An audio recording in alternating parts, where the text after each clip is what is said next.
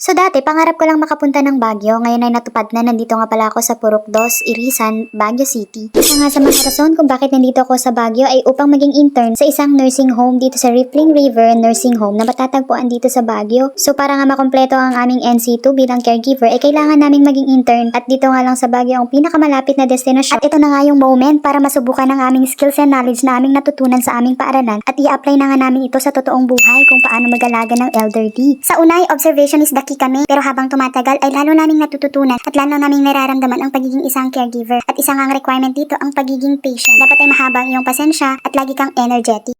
At bukod sa pagiging energetic, haharapin mo rin ang pagod at puyat para lamang mapanatiling safe ang inyong mga inaalagaan. Balita ko dito sa Baguio maraming tourist spot. Dahil nga puyat ka, deserve mo din namang mamasyal, kaya sulitin mo na ang Baguio. Balita ko maraming tourist spot dito. Halos ngayon nga lang kami nagkita-kita dahil 10 kaming lahat na pumunta dito sa Baguio at nahati sa 2 ang aming grupo. Yung iba nga sa amin ay galing sa night shift, kaya nga puyat na puyat sila. Kaya nga nung nagkaroon ng shifting, kahit puyat sila, ginawa nila ng paraan para makompleto kami at sabay-sabay kaming mamasyal dito sa Baguio. At ang una nga naming napiling destinasyon ay ang Igorot Stone Kingdom na matatagpuan dito sa Longlong, Bangged Road, Baguio City. At bukod nga sa magagandang atraksyon nito, ay maganda rin ang klima rito. Hi guys, we're here in Igorot Kingdom.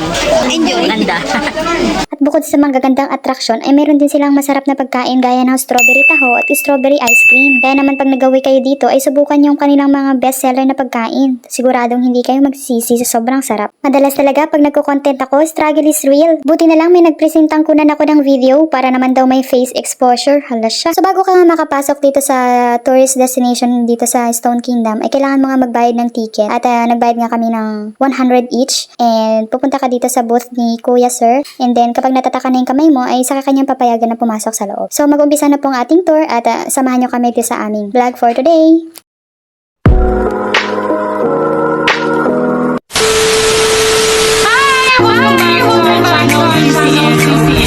And for today's video,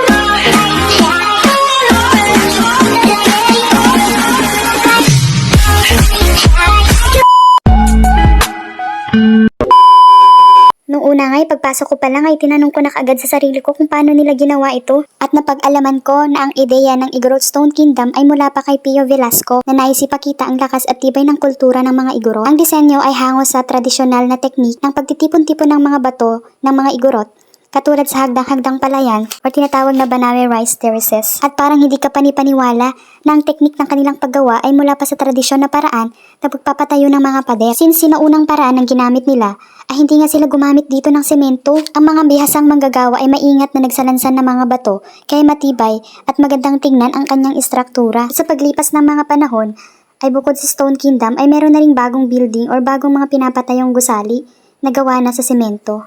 At kapansin-pansin ang taglay nitong ganda, na tila ba parang ipinapakita ang makalumang istruktura at ang makabagong istruktura. Pagkatapos nga namin mamasyal at mag-picture taking dito sa Igorot Stone Kingdom, ay isinunod naman namin itong modernong gusali na tila ba kastilyo ang disenyo. So naglakad-lakad yan kami at syempre hindi mawawala ang picture taking, always present. Praise the Lord! 1, 2, 3! Praise the Lord! Sadyang praise the Lord dahil bigyan niya ng mga ganitong kaisipan ng mga gumawa at may mga ideya ng ganitong mga atraksyon at talaga namang na-enjoy natin, di ba? So kanina pa kami naglalakad-lakad dito at sana nga may magpasaya sa akin kasi nga nagugutom na ako. So habang namamasyal kami dito sa taas ay bigla akong may nakitang pagkain at biglang natuwa ako. At dahil sa tuwa ko, minabuti kong panatilihin ang audio para rin sa memories. Wow, may pagkain. Nagutom na kayo mga bakla. Wow, bakla. Kain tayo mga bakla. Ganda ng view dun, oh. Wow, sobrang ganda. Kamay lang. I-promote ko naman yung view dyan, guys. Yan. Kain na kayo. Yeah, sige. Wow! Amazing! Na-enjoy namin yung view ni Ate Gin dito. Di ba? Order na tayo, Kuya Arman. Kuya Arman, kain muna tayo. O sige.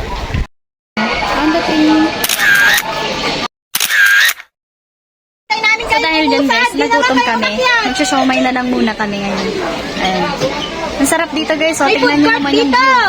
Oh, yung kasama namin maingay. Sisigaw. Kasi nga, andun na sila sa exit. Nandito ba lang tayo sa taas? Yung nagyayaya siya ng pagkain guys. Oh, yan. O, maglilibre sana yung birthday girl. Ay, huwag mo. Ay, Later. Later. exclusive Sa ano, tayo. sa Hindi ka nag-rice? Hindi. For the picture in 3, 2, 1, smile! Smile! Bakla!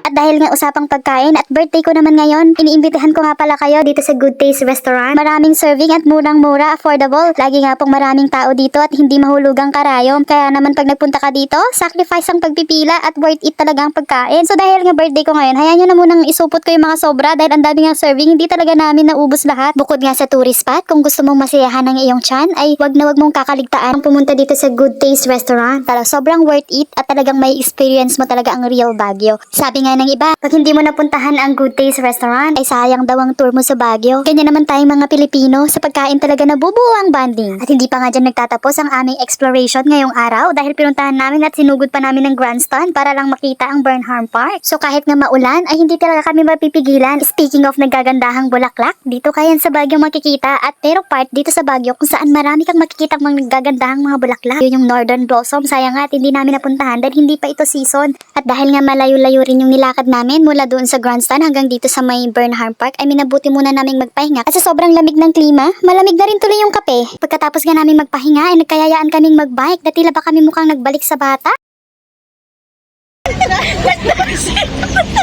Agalalin ba? Naman lang yun. May sa ikot na. Bakit? Kanina yun. Mabango. Kami nito.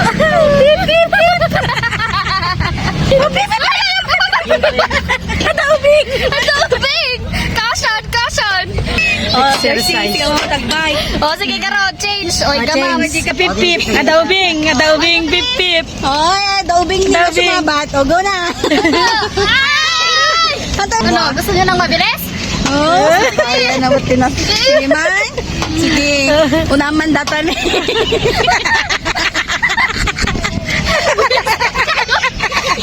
Yung sabihin sa inyo!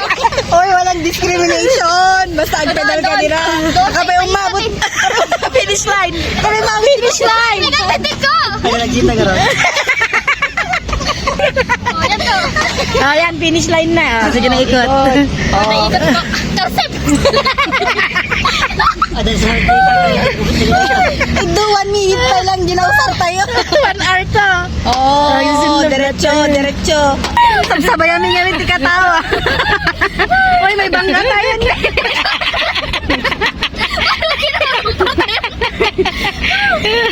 Lagi nakapal na. Wapay! Sino may nakapaldap? Oh, nabangga jubing niya, oh.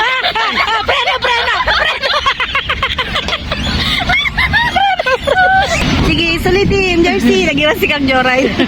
Visit kayo. Nagiwas lang ngayon. Nagtugtulaw lang sa sango niya. Relax. Yeah, enjoy nyo. First time nyo sa Baguio. Enjoy nyo. Nag-relax ko na naman. Hindi, pag hindi mo naranasan ng Baguio, pag di mo na ginawa yung jersey. Di ba? First time sa Baguio ang dalawang itensyo. Sige. Nure, wanay ko. Sab. Sab. Ating Sab. Jing, Sige. ikot.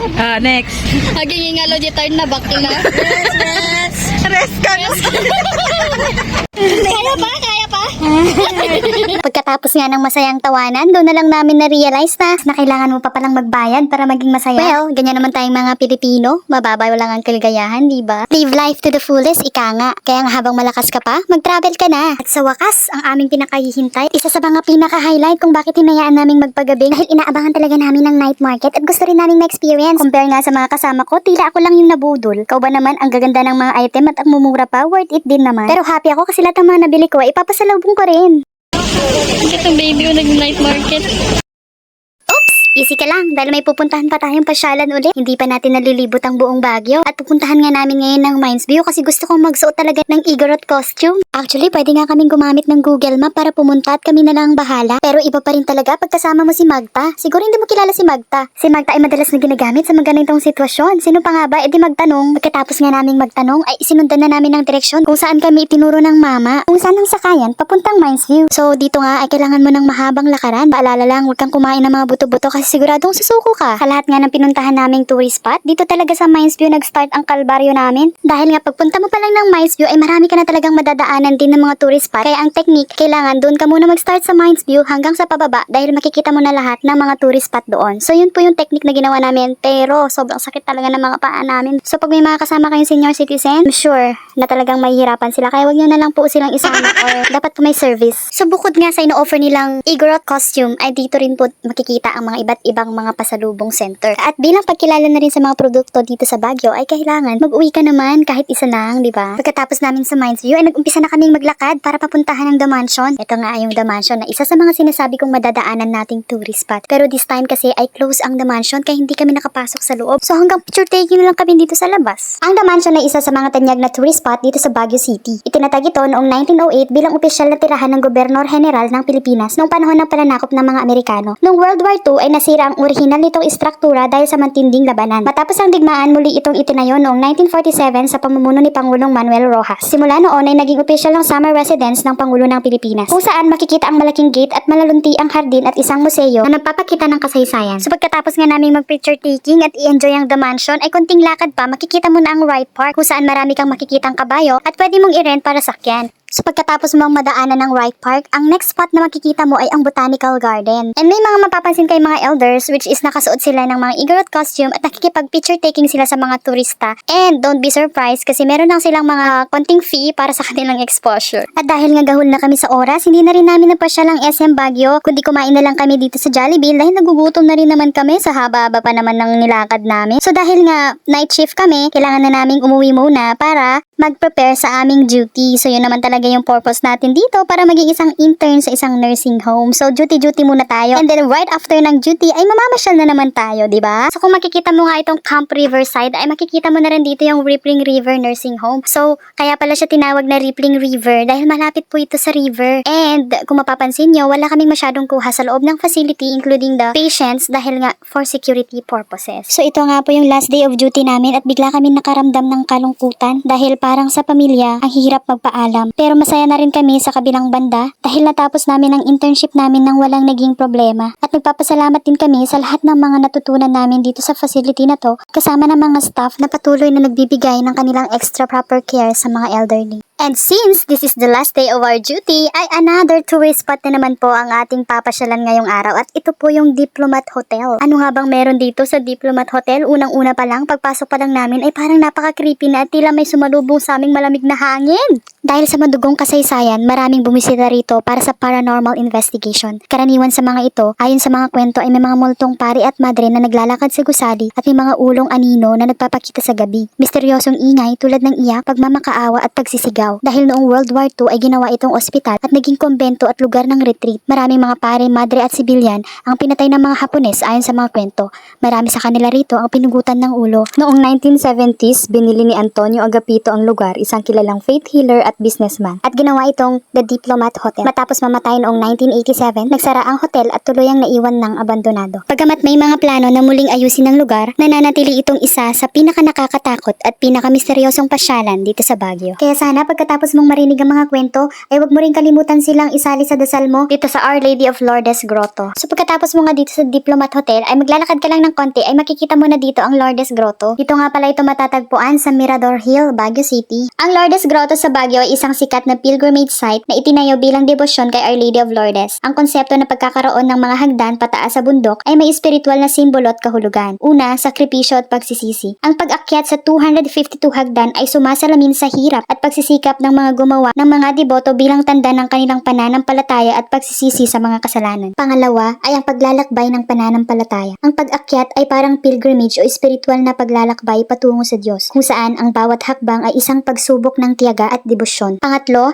tagpo ng katahimikan at panalangin. Ang taas ng grotto ay nagbibigay ng isang tahimik at solemn na lugar kung saan maaring manalangin at magnilay, malayo sa ingay ng lungsod. At ang panghuli, ang Lourdes Grotto ay isang pagpaparangal kay Berheng Maria na pinaniniwala ang nagbibigay ng pagpapala at kagalingan sa mga taong taimtim na nananalangin sa kanya. Dahil dito, ang hagdan ng Lourdes Grotto ay hindi lamang isang pisikal na hagdan patungo sa isang banal na lugar, kundi isang espiritual na koneksyon ng pananampalataya.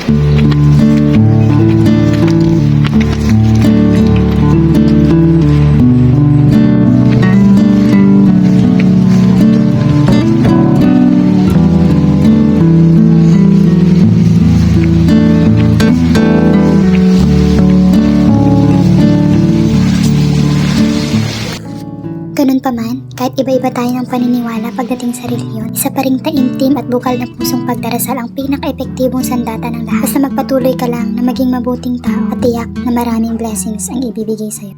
Noong una nga'y pangarap ko lang makapunta ng Baguio. Ngayon ay pangalawang beses ko na nga itong mapuntahan at since nakabalik ako ay gusto ko ngang pasyalan ng SM Baguio kung saan hindi ko noon pasyalan nung una kong punta rito. At alam nyo rin ba na ang lokasyon ng SM City Baguio ay dating kinakatayuan ng Pines Hotel, isang kilalang hotel na nasunog noong 1984. At noong 1988 ay nakuha ng SM ang lote sa pamamagitan ng isang auction na isinagawa ng Development Bank of the Philippines. Bagamat nagkaroon ng mga legal na usapin kaugnay sa pagbili ng lote, nagpatuloy ang konstruksyon noong 2001 at sa kabila ng mga hamon ay nagtagumpay itong buksan sa publiko noong taong 2003. At alam nyo ba na ang disenyo ng SM Baguio ay naglalayong magbigay ng isang komportableng shopping experience habang pinapahalagahan ng kalikasan? Dahil ang mall na ito ay idinisenyo upang magamit ang natural na liwanag at ang malamig na hangin ng Baguio. Kaya, hindi na kinakailangan ng paggamit ng air conditioning system. Bukod dito, ang disenyo ng mall ay isang prinsipyo ng isang green architecture upang makapagbigay ng komportableng shopping experience habang pinapahalagahan naman ng kalikasan. Sa kabuuan, ang SM City Baguio ay isang halimbawa ng modernong arkitektura na nakikiayon sa likas na kapaligiran ng Baguio habang pinapahalagahan ng kalikasan at ang kultura ng lungsod. At pagkatapos nga naming magpahangin at magpalipas ng oras dito sa roof deck ng Baguio kung saan mararamdaman mo ang natural na hangin at ang lamig nito, ay nakaramdam kami ng konting gutom. Kaya naman na bumaba na kami sa food court para kumain. At sa patuloy na pagyabong ng ating kinagisnan at ng ating kultura, ay patuloy din sanang yumabong ang iyong pananampalataya sa Diyos sapagkat isang taimtim na dasal alam kong maririnig niya lahat ng iyong kahilingan. Kasabay ng iyong mga dasal ay isabay mo rin ang sipag at yaga kung kaya't matatagpuan mo ang tunay mong tagumpay. Trust the process, ika nga. Hindi lang una at pangalawang balik ko sa Baguio, kundi pangatlong balik na namin to. Sa nakarang ko, ipuli ko. So, i-stay lang ata. Hindi mo naman natin sa contact ba nyo, men? Dwa kayo. Sige, diretso. Samit na kayo. Kayo nyo nataklo pa. Very good. Pagkatapos nga ng mahaba-habang practice ay na-master na nga nilang paggamit ng kayak kung kaya't nakausad yung bangka namin. And this time ay open na ang The Mansion for the public. Kailangan mo lang mag-secure ng gate pass. Kaya lang sa haba ng pila at advance booking, hindi na rin namin napasok ang loob. So nagpicture na lang kami dito sa labas. At dahil nga summer residence ito ng mga politiko, siguradong striktong pagpasok sa loob. Kaya nga pagkatapos namin mag-picture ng isang photo opportunity sa lugar, ay dali-dali na rin kaming pumunta sa Botanical Garden. Isa sa mga tourist spot na hindi ko rin napasok at napuntahan noong una kong punta rito. At napakaganda pala sa loob. Ang Botanical Garden ay isang uri ng halamanan at itinatag upang pag-aralan, alagaan at ipakitang iba't ibang uri ng halaman. Ang kasaysayan ng Botanical Garden ay may mahaba at mayamang pinagmulan. Sa kasalukuyang panahon, ang Botanical Garden ay hindi lamang para sa pag-aaral ng halaman kundi pati na rin sa konserbasyon ng biodiversity, edukasyon at ekoturismo. Ang Botanical Garden ay mahalaga sa pangangalaga ng ating kalikasan, lalo na sa panahon ng climate change. Kaya siguro, isa ang Baguio sa mga pinakamalamig na lugar dito sa Pilipinas. At dito nga sa Botanical Garden, makikita mo nga dito ang iba't ibang variety ng mga tanim, mga halaman, mga bonsai at iba-iba pa. Kaya naman kung mahilig ka sa halaman, tiyak na mabubudol ka dito sa lugar na to. Perfect nga ang lugar na to para sa picture taking. Kaya naman hindi na ako nagtataka kung bakit malamig sa Baguio. Dahil pati puno ay naprepreserve dito. Sobrang ganda, refreshing at magical ng lugar. Kulang na lang magpakita sa ang isang diwata. Dati talaga hindi ako na-attract sa mga cactus at succulents. Pero nung pumunta ako dito sa Botanical Garden, biglang nagbago ang isip ko. Sobrang ganda pala talaga ng mga cactus. At dito mo talaga makikita mga variety at iba't ibang klase ng cactus na ngayon ko lang talaga nakita sa buong buhay ko. Ewan ko ba? Ang hilig ko sa halaman pero mukhang walang hilig sa akin ng halaman. Paano ba naman kasi pag nag-alaga ako, swerte na lang kung may mabubuhay. Siguro kung isa ka sa mga mahilig din sa halaman gaya ko, siguraduhin mo lang may laman ng wallet mo dahil tiyak na mabubudol ka dito. Syempre wala naman ng libre ngayon. Kaya nga kung may magugustuhan ka man dito, siguradong bibilhin mo. May mga halaman namang abot kaya ang halaga at meron din sadyang mabigat sa bulsa. Kaya naman choice mo na kung magpapabudol ka. At kung nakikita mo nga ay marami pang mga punot halaman dito sa Baguio. Patunay nga na pinapahalaga at inaalagaan dito ang kalikasan kahit na ito ay city na. At dito na po nagtatapos ang aming vlog for today. See you next time!